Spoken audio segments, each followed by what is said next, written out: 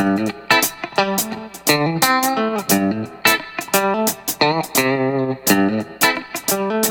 aí, galera, começa mais um papo de jornalistas aqui com meu bom companheiro Sérgio Belo, o eterno companheiro aqui do nosso papo de jornalista. Já tá ficando já a figurinha carimbada aqui, né? Ué, cara, eu vou requisitar a sociedade daqui aí, a pouco viu? vai querer levar a grana aí. Gente, nós estamos em São Paulo a bordo do novo Nissan Kicks, esse crossover, que a Nissan chama de crossover, não é um SUV, né? As características são bem parecidas. Mas para mim SUV tem que ter tração 4x4, esse aqui não tem, então mas é um outro papo, tá? Estamos a bordo do Nissan Kicks. Nós já rodamos quase 200 km com esse carro. Eu dirigi na vinda, o Sérgio dirigiu também. Então a gente tem coisas bastante interessantes para falar desse carro. Carro apresentado mundialmente para os jornalistas. A primeira vez que os jornalistas estão dirigindo é essa vez. Nós fazemos parte desse privilegiado grupo, né, de jornalistas que está dirigindo esse carro pela primeira vez. Lançamento mundial aqui no Brasil. Primeira vez que isso acontece, que a Nissan lança um carro mundialmente na América do Sul. Orgulho pra gente, tá? E aí vamos falar do carro, né, Sérgio? Vamos começar falando externamente dele. A gente vem de fora pra dentro. Aí depois a gente fala da parte mecânica do carro, especialidade do Sérgio, engenheiro.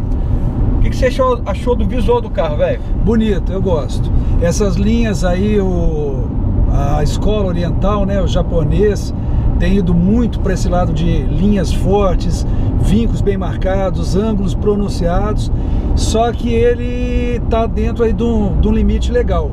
Tem uma marca aí que lançou sem alguns exagero, veículos muito exageradamente vincados, e eu acho pesado, eu acho que o visual cansa. O Kicks não, eu acho que ele está na medida. É alegre, moderno, um visual que não passa despercebido, mas numa medida legal, numa medida agradável. Gostei. Gostei do visual do carro também. Eu acho que a frente dele é bem esportiva, bem bacana, né? Esse farol bem anguloso, né? A traseira também eu gostei das lanternas meio estilo bumerangue, né? Que o pessoal gosta de falar estilo bumerangue, mas dá um ar bacana. Não sei muito bem se tá tão perto de um bumerangue assim, mas o pessoal insiste em falar pra isso. mim, bumerangue é uma espécie de um Vzinho ali bem definido, não é o caso, mas tá bom, deixa ser bumerangue. E aí a tampa, você vê que a traseira dele vai subindo um pouco, a linha de cintura ela vai subindo, então isso dá E outra coisa que eles falam muito, dá um ar de movimento mesmo com o carro parado. Isso é uma frase que virou muito comum, né, da indústria automotiva. Eu achei legal, a gente estava falando, essa coisa ele tem o que eles chamam de teto flutuante. O que é isso? As colunas A, B e C são em preto. E o teto, ele pode ser inclusive de outra cor. A gente tem essa opção de teto laranja que ficou muito legal. Então parece que realmente o teto está flutuando. Então dá um ar legal pro carro também. Tem gente que gosta, tem gente que não gosta, né? Eu particularmente gosto, né? Achei legal. Então visualmente o carro tá aprovado, né? Bacana. Bem antenado com o Honda HR-V, né? A gente vê assim um estilo bem... Inclusive, acho que você vai comentar isso aí. Vamos brincar, é o HR-V da Nissan. Porque essa é uma brincadeira, é claro, mas as medidas são praticamente as mesmas do HR-V. Entre eixos, comprimento, largura, é tudo diferença aí de milímetros. Acho que não tem nenhuma que chega aí a 1 centímetro. Então as medidas são as mesmas. Agora, não é preferência nenhuma não, mas eu tive a impressão que o Kicks está um pouquinho mais espaçoso que o HR-V. Talvez porque ele tem o porta-malas um pouquinho menor, então eles devem ter feito um remanejamento em que ficou mais espaço aqui dentro. Mas ele é do mesmo tamanho do HR-V, impressionante, direitinho. Pra quem mexer no negócio tá dando certo, né? Não precisa. E ainda mexer, tem, eu vou colocar uma e imagem. Muito perto, desculpa, Paulo, mas e muito perto também do Renegade. As medidas são bem próximas. Vou colocar algumas imagens aqui do CHR, que também está dentro desse estilo, né? É o SUV ou crossover da Toyota, que já foi lançado na Europa e deve chegar no Brasil em 2018, 2017, 2018, né? Mais provavelmente. Aí é o HR-V da Toyota. Aí é o HR-V da Toyota. A Honda inaugurou e as 3 japonesas estão seguindo nessa trilha aí que está fazendo sucesso, tá? Por dentro do carro, a gente já falou aqui, o Sérgio acabou de falar do espaço. Eu achei o acabamento muito bom, de boa qualidade. Ele tem couro no painel, né? Um pedaço da porta aqui também. Ergonomicamente gostei muito, muito fácil, intuitivo, né? O carro é legal. É limpo, né? Não tem botão demais. A coisa é toda bem concentrada, clean, né? Com poucos botões. Você faz tudo que precisa fazer, então fica legal. Uma central multimídia bacana, né? Um GPS que funciona legal. O ar-condicionado dele é de uma zona só, mas gela pra caramba. A gente ligou, agora tá desligado, inclusive. A gente daqui a pouco vai ter que ligar, porque esquenta pra caramba. Mas é bem legal. Falando do painel aí, né? Estamos falando dos positivos. Daqui a pouco a gente fala os negativos. Esse painel com uma parte ali em visor de TFT, parece que é uma versão mais nova do LCD. Então muito bacana. Fala lá que ele é customizado. E configurável, né? Você pode customizar aqui o painel, até o conta-giros, ele é digital. Você pode optar por tê-lo ou não tê-lo aqui no seu visual, né? Agora, por exemplo, eu estou aqui com a média de consumo dele, né? Que por sinal o consumo é um outro destaque, mas vamos falar isso na parte mecânica, né? Então o painel realmente é muito bacana. E é um painel limpão, assim, não tem muita firula, né? É bem, como a gente está falando, bem intuitivo, bem prático. Eu regulei o banco do motorista para minha altura e fui para o banco traseiro. Fiquei super confortável, achei legal o espaço, né? Não passei aperto, não raspei a perna ali no banco da frente, né? Legal. Falando em banco, esse banco aqui é uma coisa para fazer história. A gente sempre diz, pô, o cara é da NASA. Então o banco do carro foi projetado em parceria com a NASA. O que é isso? Eles pegaram um astronauta na gravidade zero, né? E estudaram a posição do corpo do cara na gravidade zero. Como é que o corpo ficava na posição mais confortável. Baseado nisso, eles projetaram o banco do carro, né? Então é realmente um banco confortável, né? Você senta no banco, pô, parece história da carochinha, né? Eu acho que é um banco universalmente confortável, né? Porque se é confortável no espaço, então onde for, ele vai ser confortável. Universalmente de universo. Muito legal. O volante é novo também, um diâmetro bacaninha, pequeno, com base achatada, comandos aqui né? Você tem um comando bem intuitivo também, né? Legal. Entrada USB aqui na frente, atrás acho que não tem. Também entrada 12 volts aqui, 12 volts no console, tá? Então isso é legal. Antes da gente falar das coisas ruins, vamos falar da motorização. Acho que por dentro... Vamos falar das coisas ruins por dentro? Vamos lá. Então, o sistema multimídia não tem aqui possibilidade de espelhamento, não tem conexão com o celular, quer dizer, um ponto que hoje em dia já está ficando indispensável, né? Já está ficando essencial e ele não tem. Tem aqui a multimídia com tela touch, uma tela bastante grande, de um bom tamanho, mas eu acho que fica devendo aí uma interatividade maior, né? Tem entrada para CD, mas não tem esse espelhamento. Tá? Isso é um ponto. E eu diria também o seguinte, eu não acho que seria tão difícil, ainda que o ar passasse por baixo do console, uma saidinha de ar lá para trás, gente. Por que quem vai no banco de trás tem que ficar com a sobra do ar da frente? Se tivesse um jeito do ar passar aqui pelo console, acredito que não ia ser uma solução cara, mas que tivesse um difusorzinho lá atrás para você virar, seria um negócio bem interessante, né? Então ele fica devendo isso, mais, né? E também a tomada USB aqui atrás. Por que os meninos, né, quem tem filho, que estiverem lá atrás, não tem ali uma tomadinha para ligar o Game Box, ou celular, um joguinho, celular, né, tablet, tudo. Exatamente. Então são coisas baratas que eu não sei por que marca nenhuma coloca isso. Um pouquinho mais de consideração para quem vai atrás. Já falamos do descansa-braços aqui, que eu senti falta, né? Eu gosto do descansa-braço. E outro detalhe, assim, já falando tecnicamente, é a falta do piloto automático, né? Exatamente. Ele não tem o piloto automático e... Nem o convencional, muito menos aquele adaptativo que mantém a velocidade em relação ao carro mantém a distância em relação ao carro da frente, não tem. Nem o convencional. E realmente aqui na estrada a gente sentiu falta, porque tem que manter uma velocidade. A estrada está vazia, não tem jeito, tem que ser no pedal do acelerador. Então esses são os pequenos deslizes por dentro do carro, tá? Falar da parte mecânica? Vamos embora. Então manda bala. O Sérgio, que é engenheiro, né, faz uma avaliação desse motor, o motor 1.6. Pois é, eu me assustei, Paulo. Quando eu olhei nas especificações que ele tinha 114 cavalos, eu logo pensei, é pouco. Para um carro desse tamanho é ruim. Mas veio em seguida a informação que ele é 250 quilos mais leve do que um dos concorrentes dele. E eu fui Renegade, né? Mais leve do que o Renegade. Eu não ia citar nominalmente, mas já que é para foder. Vamos falar mesmo. Então é o seguinte, é 250 quilos mais leve que o Renegade.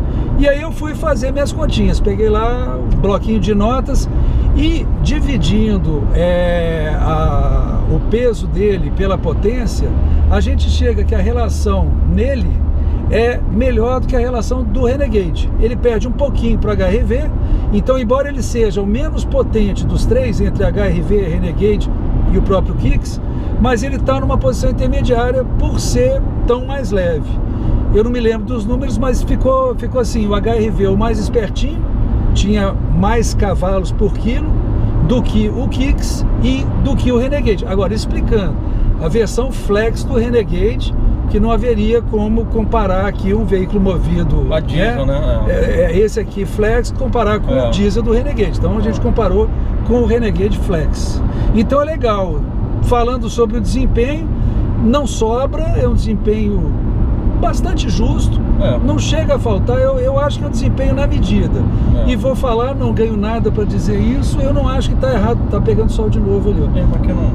eu não acho que está errado não, gente. Essa história de motor monstruoso sobrando para ninguém utilizar, a gente não está mais no tempo disso. A gente vive hoje tempos de eficiência, de efetividade. Então, para que um motorzão que pesa muito mais, tem muito mais peças por dentro? Gasta muito mais. Gasta muito mais. Então você tem aqui um motor do tamanho certo. Na verdade, eu gostaria que sobrasse pelo menos um pouquinho. Mas não falta, um desempenho honesto, legal, bacaninha.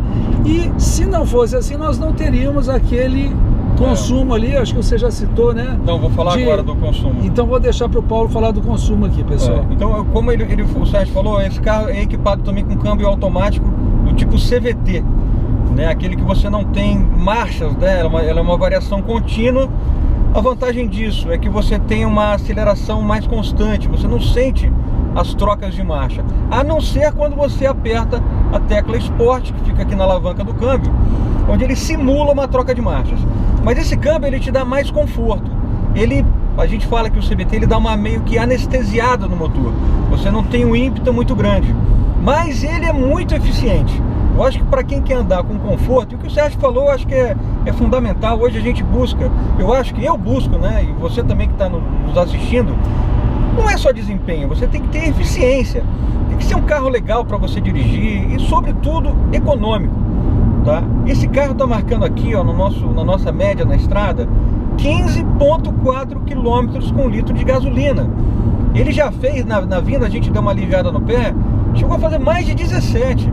Então é um carro que realmente, o desempenho dele não é um carro xoxo, que fala que o carro, não, ele só não tem aquela pegada mais forte, tá?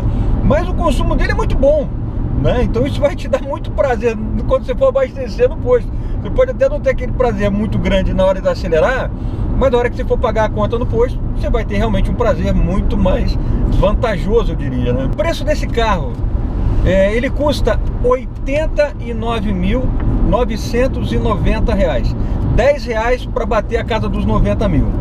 Se a gente for comparar com a concorrência e pelo que ele tem de equipamento, né, uma câmera de ré muito legal, aliás, uma câmera 360 graus, que é inédita no segmento, tem outro carro dessa linha tem, né, ele está adequado. É claro que eu sempre falo, carro no Brasil é caro. Esse carro é um carro barato? Não é um carro barato. Honda HRV é um carro barato? Não é. Renegade não é barato. Os carros no Brasil encareceram muito. Mas se a gente comparar, e essa é a nossa comparação, o nosso parâmetro é esse, o que existe no mercado, a gente vai ver que esse carro tem uma relação de custo-benefício boa, né? Motor econômico, bacana, bem equipado, tudo, por esse preço que fica um pouco abaixo dos 90 mil. Ele custa quase 10 mil a menos que as versões mais completas desses dois concorrentes que a gente já citou. O HRV e o Renegade, que são os principais concorrentes. Você ainda podia colocar no pacote aí Peugeot 2008, Renault Duster, também entrariam nesse pacote de concorrentes, tá? Mas os principais, a própria Nissan deixou isso bem claro, Renegade e HRV. Então, esse é o custo do carro, é o preço dele. Eu acho assim, Sérgio, carro que vale a pena, tá? É um carro gostoso, eu gostei do carro. Agora, vale citar que esses 10 mil a menos que a gente está falando, ou quase 10 mil, em relação ao Renegade Flex. Não estamos comparando com o Renegade Diesel, não, que a gente pegou as mesmas versões ali de combustível e mais ou menos o mesmo pacote de equipamento. Tem coisas que tem na concorrência e não tem nesse, e coisas que tem, equipamentos que tem nesse daqui não tem na concorrência, como por exemplo essa câmera 360 graus, né? Era legal falar o que é essa câmera 360 graus. Não sei se eu estou subestimando aí o internauta, mas é o seguinte: tem uma câmera debaixo do espelho retrovisor direito, uma debaixo do espelho retrovisor esquerdo, uma na frente e uma atrás. Na hora que você seleciona aqui no painel a câmera 360, parece que você está em pé em cima do teto do carro. Você enxerga tudo ao redor. E aí é legal, não tem como uma manobra em garagem, se tem uma pilastra na frente, você vê direitinho se ela está encostada no carro ou não. Na frente, do lado, atrás, é bacana. Exatamente. Vai muito além do que o sensor de estacionamento. E um negócio muito bacana, gente, eu sou muito preocupado com segurança, e esse sistema 360, além do que a gente já disse, ele percebe movimento. Então, mesmo que você esteja distraído, se tiver uma criança pequena engatinhando, andando num velocípedezinho, essa área onde está, ela pisca aqui para te chamar a atenção. Se tiver tudo parado, não, só apresenta o 360. Mas se tiver alguma coisa se movimentando, um animal, um cachorrinho aí, alguma coisa, o quadrante, se é do lado, atrás, na frente ou do outro lado, essa área fica destacada em amarelo para te falar: opa, tem alguma coisa se movendo aí nessa região.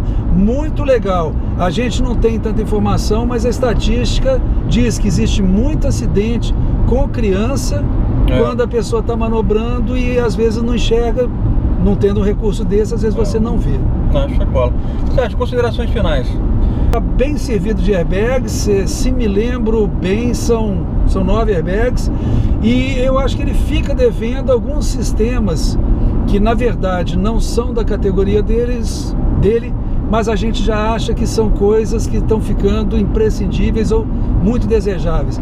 Não tem aí frenagem autônoma, não tem também o piloto automático adaptativo, não tem o sistema de supervisão de faixa, caso você fique sonolento, saia da faixa, ele não avisa, e não tem também aquele sistema, Paulo, de ponto cego, né? Exatamente, supervisão de ponto cego para te ajudar a ver se tem algum veículo na lateral.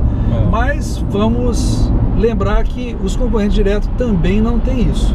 Mas a gente desejaria que ele pudesse ofertar, ao menos como opcional, alguma coisinha a mais. Bacana. Bom, vou falar um pouquinho só da Nissan para finalizar. A Nissan, que é uma marca, assim, a pergunta: por que a Nissan não é uma Toyota e ainda não é uma Honda? As japonesas, elas gozam de grande prestígio no Brasil, principalmente essas duas rivais, a Toyota e a Honda. E a Nissan, acho que ela está caminhando para isso. É uma marca relativamente nova no Brasil, mas assim, tem produtos de muita qualidade. E o Kicks, como eu falei, eu conversei com o Ricardo Abbe, que é um engenheiro responsável pela Nissan, e ele me disse o seguinte: que esse carro é um divisor de águas dentro da Nissan no Brasil. Eles esperam realmente que a marca ganhe mais prestígio, seja mais vista na rua por conta desse carro. É claro que pelo preço dele ele não vai ter um volume grande de vendas, mas é aquele carro que as pessoas vão apontar na rua e falar: olha, ali vai um Nissan Kicks, porque é um carro realmente de presença na rua. Lembrando que a fábrica da Nissan do Brasil foi eleita a melhor fábrica do grupo mundialmente, do grupo Nissan. A fábrica do Brasil ganhou aí um destaque internacional como uma das fábricas de maior excelência, Então acho que é questão de realmente tempo a Nissan aí começar a encostar no prestígio das suas rivais Toyota e Honda. Vale citar informações da própria Nissan, mas eu acredito que sejam verdadeiras, que mesmo lá no quintal da Honda e da Toyota na Ásia, a Nissan como marca é a líder de vendas. Então quer dizer, não é uma empresa pequena, não são iniciantes ou aventureiros, são iniciantes aqui no Brasil, mas todo mundo começou pequeno um dia, Como a gente fala, a gente aqui não está fazendo propaganda para ninguém, não está ganhando nada de ninguém, porque a gente quer passar a nossa opinião. Então não torça o nariz para o carro da Nissan, eu acho que vale a pena um test drive. Se você está aí, o 5 de agosto já está aí praticamente, então se você quer entrar nesse segmento, eu acho que vale a pena você esperar uns diazinhos aí para fazer um test drive, que realmente é um carro que vale a pena, tá bom? Gente, esse foi o nosso papo de jornalistas. Mais uma vez um privilégio estar aqui com o Sérgio Mello, nosso amigo mineiro, comedor de pão de queijo, E está sempre compartilhando aí as boas informações para vocês. Galera, se vocês gostaram, dá um likezinho, compartilha, curte, deixa o seu comentário aqui. Se você tiver alguma dúvida mais técnica, é só deixar um comentário aqui, eu encaminho para o Sérgio. Ele é engenheiro, sabe muito de mecânica, né? Toda essa parte mais técnica, a gente tira a dúvida com ele. Se eu não souber, eu passo direto para ele, que é o cara indicado. Tá bom, gente? Obrigado, Sérgio, mais uma vez. Mais um Papo de Jornalista daqui na nossa caixa. Valeu, um abraço, fui!